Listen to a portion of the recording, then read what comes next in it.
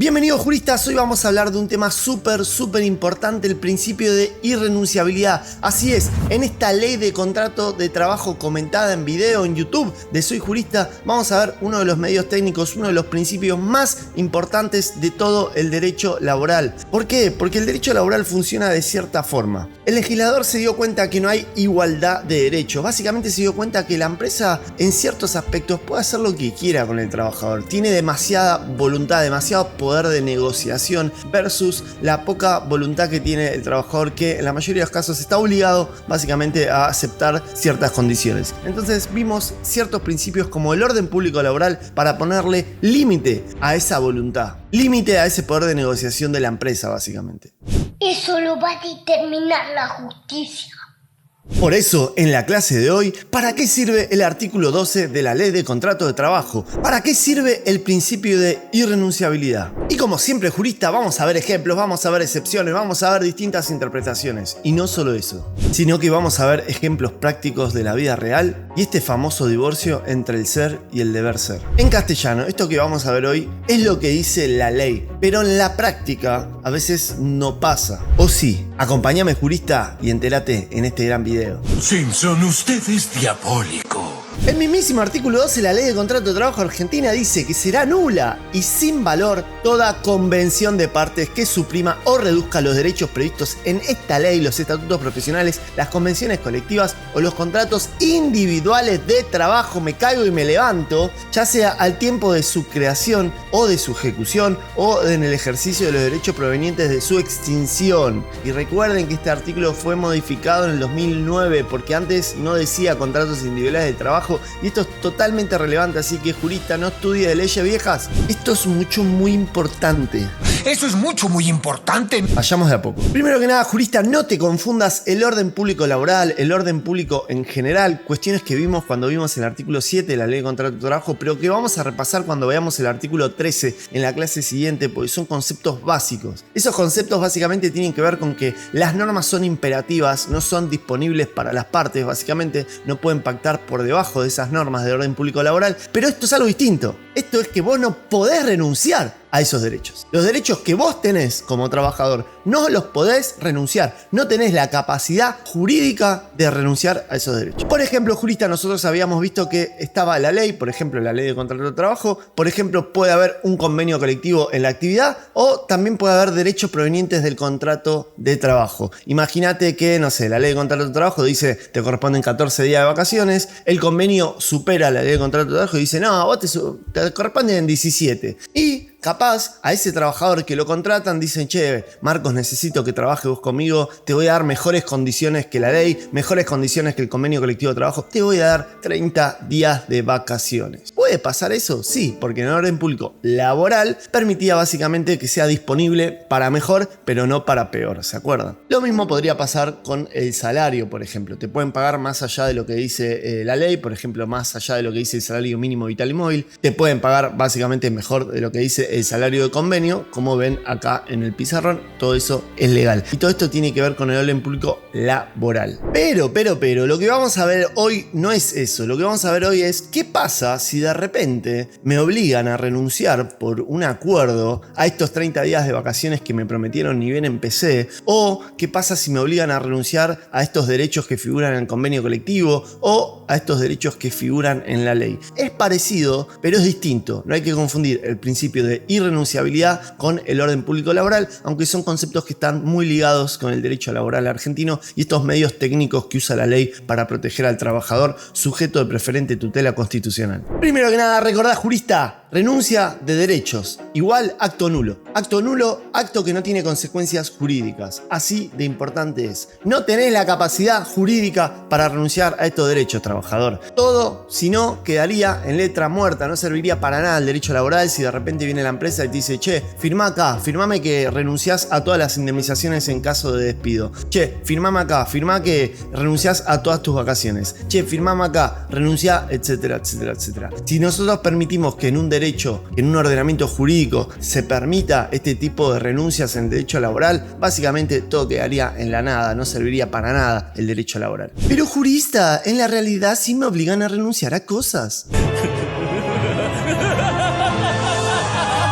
Esa es una risa malvada, ¿eh? Todo esto que estamos hablando es dentro del plano jurídico. Es verdad que en la realidad, en el día a día, la empresa tiene el poder y muchas veces te obliga a renunciar a ciertas cosas y estás al horno. O sea, esa es la verdad. Por ejemplo, imagínate que te dicen que tenés que hacer una hora extra, pero de alguna manera no te la pagan. Y vos decís, bueno, ahí no estoy renunciando a pagar, bla, bla, bla, porque estoy trabajando y no me están pagando. Y bueno, eso es un incumplimiento. Una cosa es el incumplimiento de la norma y otra cosa es la consecuencia jurídica de reclamar su cumplimiento. Lo que estamos diciendo ahora es que en el ordenamiento laboral, si te obligan a firmar algo o te obligan a renunciar a algo, en principio esa renuncia no sería válida, siempre y cuando esté afectando todo esto que vimos recién. Pero hay excepciones. Lo primero que tengo que decirles es que esto se discutió durante millones de años. Capaz es un montón decir millones de años, pero hay muchísima tinta escrita respecto al principio de irrenunciabilidad en todo el derecho del trabajo a nivel mundial y muchísimo también acá en la Argentina. ¿Por qué? Porque el antiguo artículo 12 no decía exactamente lo que vimos recién, básicamente. Sacaba al contrato individual de trabajo. O sea, estas palabritas que será nula, sin valor, toda convención de partes que suprima o reduzca derechos, decía todo igual, pero no hacía referencia al contrato individual del trabajo. Por eso durante muchos años mucha doctrina y mucha jurisprudencia sostuvo que en este ejemplo que les di de 14 días de vacaciones, 17 días de vacaciones del convenio y 30 días del contrato individual de trabajo, si al trabajador lo hacían obligar o obligaba voluntariamente por un acuerdo básicamente a ceder esos 30 días de vacaciones, se podía hacer hasta llegar a los 17. Esto de acuerdo al antiguo artículo 12. Pero obvio que había quienes decían, no se puede porque si no te están dando nada a favor, se presume que ese cambio, que ese acuerdo de alguna manera está vulnerando el principio de irrenunciabilidad. En resumen, juristas, hay ríos y ríos escritos sobre el antiguo artículo 12 y cómo se aplicaba, etcétera, etcétera. Pero la idea era la siguiente. Se le permitía renunciar básicamente a sus derechos al trabajador hasta lo que sería el orden público laboral, que vendría a ser lo que dice la ley y lo que dice el convenio colectivo de trabajo. Eso es lo que se decía antes. Pero ahora vemos cómo la norma de alguna manera amplió ese ámbito de protección y ahora dice que tampoco se pueden renunciar a los derechos provenientes del contrato de trabajo. Y esto es algo importante que vamos a ver cuando veamos ejemplos a continuación, porque de alguna manera lo que dice el contrato de trabajo, las condiciones del contrato de trabajo adquieren carácter de derecho adquirido. Pero veamos que no es tan fácil, porque a veces es una cuestión de prueba también, porque si no hay nada firmado y nunca nadie me firmó algo que me daban 30 días de vacaciones, va a estar complicado reclamar esos 30 días de vacaciones si fue una promesa verbal. Pero recuerden que el contrato de trabajo es informal y si yo pruebo que eso fue efectivamente una condición, deberían respetármela. Complicado, pero nos vamos acercando, no te preocupes. Para entender cómo se manifiesta este hermoso principio en toda la ley de contrato de trabajo, en todo el ordenamiento, tenemos que repasar ciertas normas que ya vamos a ver en profundidad en este gran curso de la ley de contrato de trabajo comentada de Soy Jurista. Cosas como renuncia al empleo, abandono concurrente de las partes, abandono de trabajo, qué pasa en acuerdos laborales, qué pasa con la prescripción, qué pasa con la caducidad, qué pasa con el famoso pago a cuenta de la falta de reserva y vamos a ver qué pasa en la vida real con ejemplos, con falta de prueba, con inflación, etc. Este es un cuadrado ordinario. Despacio, cerebrito. Acabamos de leer que no puedes renunciar a tus derechos, pero tampoco sos un esclavo. Vos podés renunciar a tu empleo. O sea, esto lo hemos visto. Pero ¿qué dice la ley en el artículo 240? Bueno, está bien, permitamos que el trabajador renuncie. Obvio, no es un esclavo, pero protejámoslo. ¿Cómo lo va a proteger la ley? Te explico. Para que esa renuncia sea válida, no vale con que el trabajador se levante y diga ¡renuncio! Como en las películas. Dije que renuncio, Monty. Y como renuncio, puedo hacer todo lo que yo quiera. No, lo que tiene que hacer básicamente es mandar un telegrama personalmente renunciando a su empleo. Y esto se hace de forma gratuita por el mismísimo correo argentino. Es verdad que la norma también admite que esto se puede hacer ante la autoridad administrativa del trabajo, pero bueno, es mucho más engorroso, es mucho más fácil que vaya el trabajador al correo, pida el formulario de renuncia, lo mande, es todo gratuito y ahí se demuestra la voluntad inequívoca del trabajador de básicamente querer renunciar a su trabajo. Pero no es tan fácil, ya lo vamos a ver cuando veamos el tema de la renuncia, porque a veces se puede plantear la nulidad de la renuncia, porque a veces, ¿qué pasa? La empresa te aprieta, te promete cosas para que vos mandes el telegrama de renuncia y después no te dan un peso, que es lo que pasa en la vida real. Pero bueno, plantear la nulidad de la renuncia no es nada fácil. La nulidad de un acto jurídico, o sea, hay que probar todos estos vicios de violencia, error, etcétera, etcétera, que establece cualquier acto jurídico. Por eso, para que no sea tan fácil que lo obliguen a renunciar al trabajador, la ley dice, bueno, que vaya al correo, que mande este telegrama básicamente, porque si no, te harían firmar cualquier papelito en el trabajo y listo, ya está, renunciaste, y eso no vale. Recuerden lo siguiente, el mismísimo artículo 58 de la ley de contrato de trabajo dice que no se admiten presunciones en contra del trabajador, ni derivadas de la ley, ni de los convenios colectivos que sostengan la renuncia al empleo o de cualquier otro derecho, sea que las mismas deriven de su silencio o de cualquier otro modo que no implique un comportamiento inequívoco en aquel sentido. Me caigo y me levanto. Este artículo es súper importante. Básicamente, el silencio del trabajador no se va a presumir en su contra, pero está lleno de excepciones. Está lleno de excepciones. Y las excepciones todas van alrededor del comportamiento inequívoco. O sea, un comportamiento que no dé lugar a equivocaciones, que no dé lugar a dudas. Por ejemplo, el abandono de trabajo. ¿Qué pasa si el trabajador abandona la relación? Y la ley nos muestra dos formas de extinción del trabajo por abandono que ya vamos a ver. Una ya la vimos en este hermoso video del artículo 244 de la ley de contrato de trabajo, que tiene que ver cuando el trabajador abandona el trabajo y la ley dice, bueno, vamos a protegerlo al trabajador. Para que este abandono se pueda configurar, la empresa antes me tiene que intimar de forma fehaciente para constituirme en mora. En castellano, me tiene que mandar una carta de documento diciendo, che, no estás viniendo a trabajar, vení a trabajar. Y si el trabajador no viene, lo que dice la jurisprudencia y la doctrina es que tiene que demostrar la empresa el comportamiento inequívoco de que el trabajador quería abandonar la relación laboral, y ahí el vínculo se extingue por abandono de trabajo computable al trabajador. O sea, técnicamente no puedo renunciar a mi derecho, pero puedo renunciar a mi trabajo, y si lo abandonó, bueno, la empresa tiene que tener una herramienta para lidiar con esa situación, sin perjuicio que a veces hay fraude, pero bueno, después vean ese video que explica todo el tema del abandono. Y la otra forma que les puse en el pizarrón es el abandono concurrente de las partes. Básicamente tiene que ver cuando, no sé, durante 6 meses el trabajador no reclama tareas, no va a trabajar, no tiene ninguna licencia ni nada, y la empresa no lo intima, no le paga, y pasa el tiempo.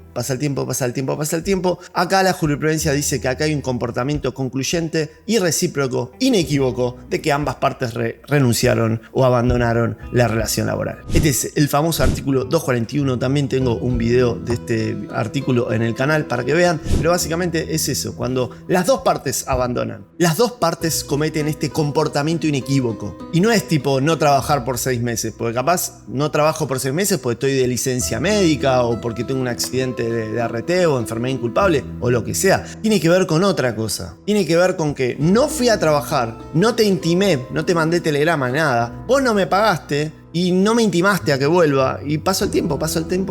Si bien la ley no dice cuánto tiempo, la idea es que en estos casos, si hay comportamiento inequívoco, una vez más, recuerden esa palabrita, entonces se va a entender que se abandonó la relación. Te digo, ni me sorprende. Y la próxima manifestación a veces me rompe el corazón.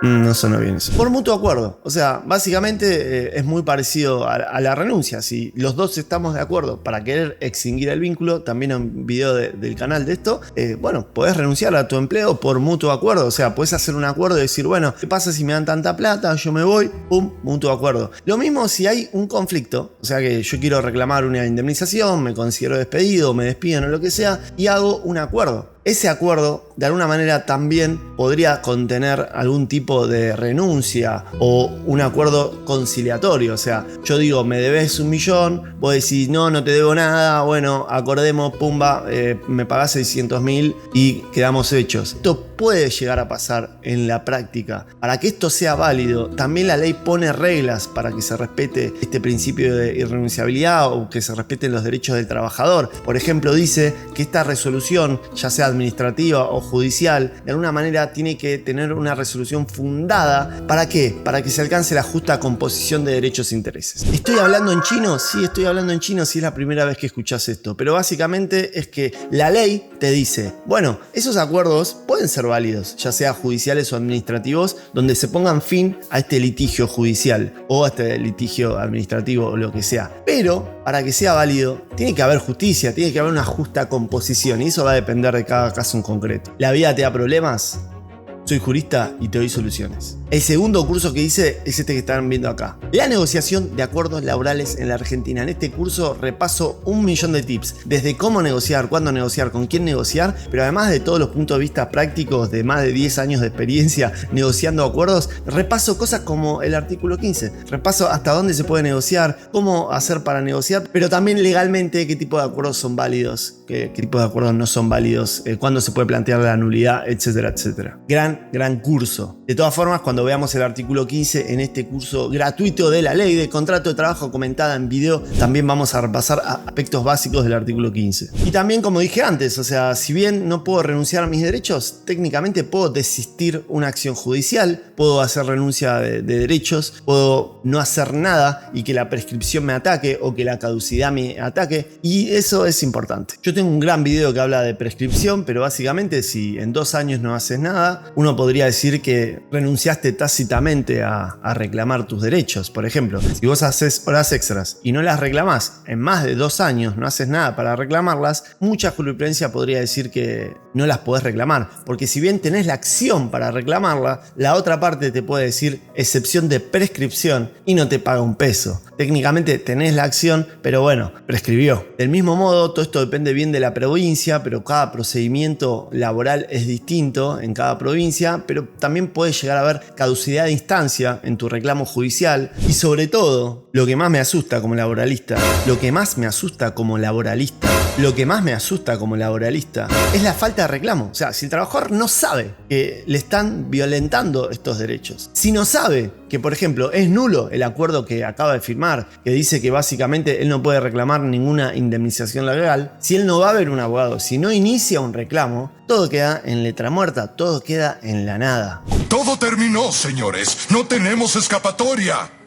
Triste, pero cierto. O sea, es hermoso este principio de irrenunciabilidad, pero tiene sus excepciones o sus manifestaciones que son un tanto polémicas en la realidad. Una vez más vemos este famoso divorcio entre el ser y el deber ser, entre la realidad y el derecho. ¡Alguien, por favor, quiere pensar en los niños! Y hablando de eso, también la importancia de la prueba, ¿no? O sea, si vos no tenés prueba, a veces estás medio al horno. Volvamos al ejemplo que les dije al principio de la clase. ¿Qué pasa si a mí me dan 30 días de vacaciones desde que entro? Pero no tengo pruebas de eso. Bueno, ahí estaría un poco al horno, porque es difícil reclamar la nulidad de una renuncia si yo no puedo probar la condición previa. Sin embargo, por ejemplo, la ley también protege en el artículo 145 y en el artículo 260. ¿Qué pasa si, no sé, yo firmo un recibo de sueldo y en el recibo de sueldo me ponen cualquier fruta, digamos? Me ponen alguna especie de renuncia o me ponen una leyenda que diga no tenés nada más que reclamar, está todo pagado. Bueno, hay normas que nos protegen. Por ejemplo, el artículo 60 dice que si a vos te pagan menos de lo que te deberían pagar, técnicamente eso se toma como un pago insuficiente, como un pago a cuenta y vos podés reclamar el resto, aunque no hayas hecho reserva, aunque no hayas puesto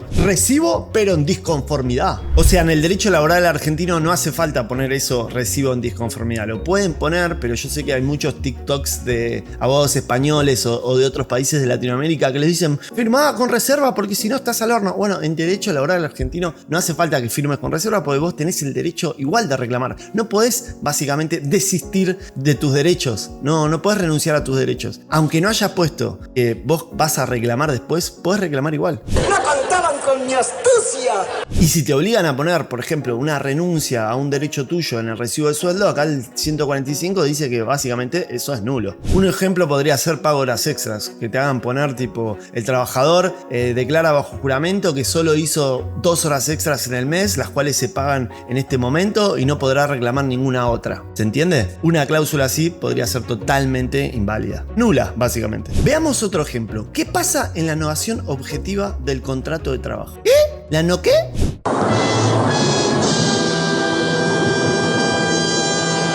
En derecho civil básicamente se habla de la novación objetiva de los contratos y la novación subjetiva. La novación subjetiva del contrato de trabajo es cuando cambia el empleador, que esto ya lo vamos a ver. Pero la novación objetiva del contrato es cuando cambia una parte del contrato, una condición del contrato. En este canal ya vimos el tema de ius variandi, que es cuando la empresa unilateralmente cambiaba una condición. Pero lo que estamos hablando ahora es otra cosa. ¿Qué pasa si la empresa te hace firmar un acuerdo que modifica el contrato de trabajo. Ahora no es unilateral, sino que la empresa básicamente hace un acuerdo con vos. Veamos un ejemplo. ¿Qué pasa si el trabajador quiere dejar de trabajar tiempo completo para empezar a trabajar medio tiempo y por lo tanto cobrar la mitad? Pasa de ser un trabajador jornada completa a una jornada limitada y básicamente le van a tener que pagar la mitad porque trabaja la mitad. ¿Se puede hacer esto? Primero que nada, ¿qué dijimos? Es nulo y sin valor todo acuerdo, toda convención de partes que suprima o reduzca derechos. Acá me están reduciendo derechos, me están pagando la mitad y me están sacando la mitad de la jornada. O sea que desde ese punto de vista, eso es nulo. Pero si Juan efectivamente necesita trabajar la mitad porque quiere estudiar, porque quiere estar con los hijos, ¿por qué no se puede hacer esto?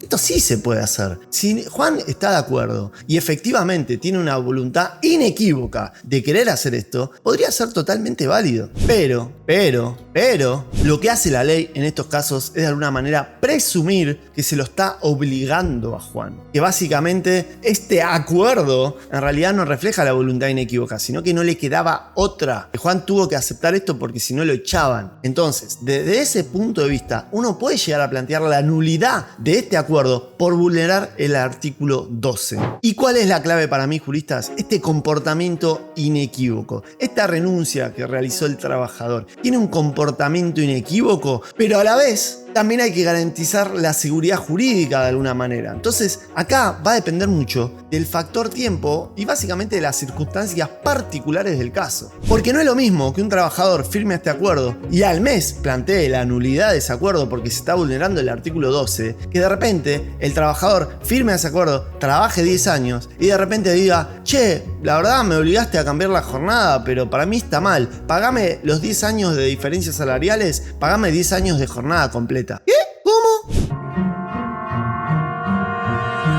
Fuera de chiste, esto se discutió en un montonazo de fallos. Y en algunos están a favor del trabajador y en otros no. ¿Por qué? Por las circunstancias del caso. Si el juez ve que de alguna manera hay un comportamiento inequívoco del trabajador de querer efectivamente expresar su voluntad para conseguir esa rebaja salarial y esa rebaja de jornada y formar un acuerdo, el juez puede decir, ese acuerdo fue válido. Pero si pasó poco tiempo y de alguna manera el juez tiene indicios de que al trabajador de alguna manera se lo obligó a aceptar ese acuerdo, lo que va a decir el juez es, ese acuerdo es nulo porque está violando el artículo 12 de la ley de contrato de trabajo. El trabajador no puede renunciar a sus derechos. Entonces, juristas, cuando los venga a ver un cliente y les diga, che, Pepito quiere reducir la jornada, ¿se puede hacer sí o no? Bueno, sepan que técnicamente se puede reducir la jornada si hay acuerdo del trabajador y si firma un acuerdo. Yo lo haría por escribano o en el Ministerio de Trabajo de la provincia, si es que se puede. Pero aún así, en ese hipotético caso, acá dice que ningún acuerdo puede reducir derechos. Entonces, ese trabajador podría reclamar. ¿Y qué puede reclamar? Bueno, que le vuelvan a la jornada anterior y todas las diferencias salariales, o sea, mucho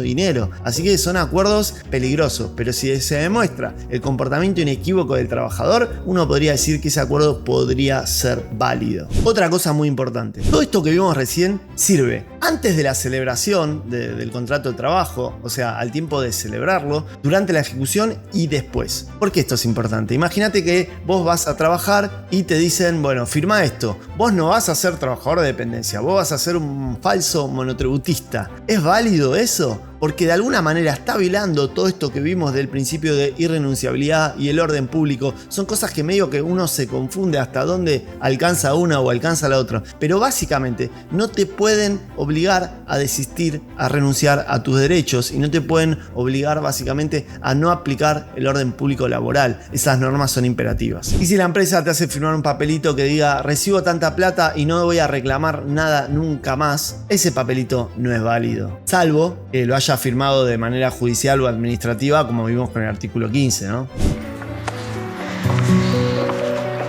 Les voy a contar un caso de la vida real que es un poco complejo. Los trabajadores trabajaban en una empresa y tenían ciertas condiciones en un contrato de trabajo individual. Básicamente ganaban comisión por cada venta. Y de repente la empresa dice, vamos a cambiar esto. Entonces nosotros planteamos que esto estaba afectando el artículo 12. Nosotros planteamos que dentro del contrato individual de trabajo esto era un derecho adquirido, el sistema de comisiones, y que lo cambien básicamente esto implicaba una renuncia de derechos o implicaba que se estaba violando el orden público laboral por una condición individual del contrato de trabajo en los términos del artículo 12 y toda la normativa que vimos. Yo no participé mucho armando la demanda, esto fue hace más de 10 años, pero aprendí una lección muy valiosa, que acá en Argentina a veces jugamos en modo difícil. En modo difícil. Trata documento, a todos los que me hacen pasar malos momentos. ¿Por qué? Porque había tanta inflación entre un año y el otro que fue muy difícil demostrar el gravamen y el cambio del sistema de comisiones. Después de muchísimos años, ese juicio se perdió. Básicamente, en parte, por la dificultad que es demostrar el gravamen y por la dificultad que fue mostrar cómo eran las condiciones previas. ¿A qué voy con esto? Si bien este artículo es muy importante, es imperativo, es fundamental para el derecho laboral, a veces aplicarlo en la práctica no es tan fácil como parece, porque hay muchos matices dentro de la prueba, el fraude y las distintas condiciones. La clave es nadar horas y horas en jurisprudencia, buscar artículo 12 de la ley de contrato de trabajo y leer. Hay un montón de fallos de las cámaras, de la corte, está lleno. Como dije al principio de este video, hay ríos y ríos escritos sobre el principio de irrenunciabilidad. Y me caigo y me levanto porque la próxima clase vamos a seguir viendo ejemplos del orden público laboral, para qué sirve y cómo la ley argentina protege al trabajador en estos casos. Y lo más importante, jurista, es que recuerdes que esta ley de contrato de trabajo está auspiciada por la Academia de Juristas, donde todos los martes del año, o casi todos los martes del año, salvo feria, feriado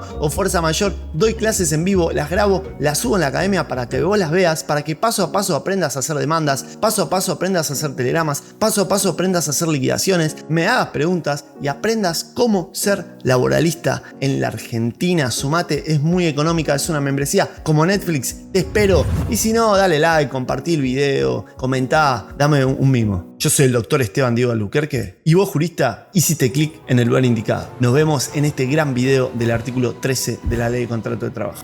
Suscríbete, suscríbete, suscríbete, suscríbete, suscríbete, suscríbete, suscríbete.